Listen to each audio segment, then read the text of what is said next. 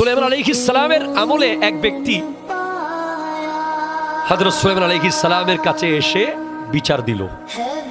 কিসের বিচার?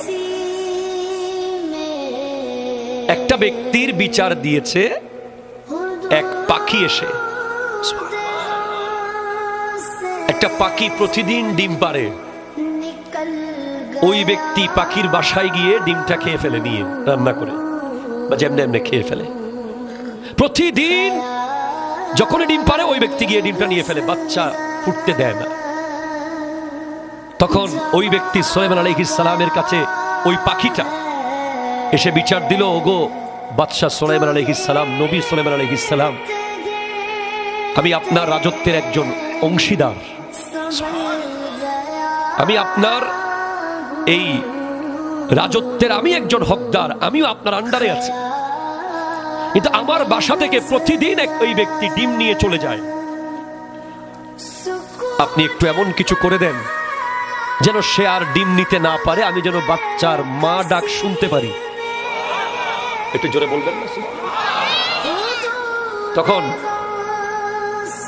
হযরত সুলাইমান আলাইহিস সালাম একটা জিনকে ডেকে দায়িত্ব দিলেন। হযরত সুলাইমান আলাইহিস সালাম ছিলেন ওই নবী যার কন্ট্রোল ছিল জিনদের উপরে, সমস্ত জিন তাকে মেনে চলতো। জিনদেরকে দিয়ে তিনি কাজ করাতেন। যেভাবে রানী বিলকিসের সিংহাসন আনার আগে উনি জিনদেরকে দিয়ে মুলকে সাবা পর্যন্ত পুরো 1000 মাইল পুরো রোড উনি জিনদেরকে দিয়ে স্বর্ণের পাক্কা রোড বানিয়ে দিয়েছিলেন। আর অনেক ইতিহাস আছে, এগুলো আবার পরে চলে গেছে। এখন ওই জিন এসে অপেক্ষায় আছে কখন এই ব্যক্তি আসবে পাখির ডিম নেওয়ার জন্য। যেই মাত্র ওই ব্যক্তি ডিম নিতে যাবে পাখির বাসায়, তখন এক ভিক্ষুক এসে ওই ব্যক্তির কাছে হাত পাতলো, যে ডিম নেবে তার কাছে, বলে আমাকে কিছু দেন।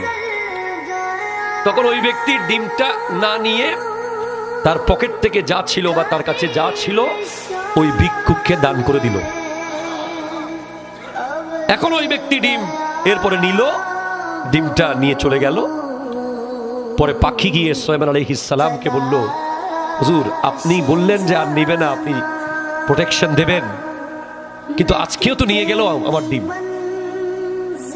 তখন হযরতে সুলাইমান আলাইহিস সালাম ওই জিনকে ডাকলো, কি ব্যাপার, তুমি দায়িত্ব পালন করো নাই?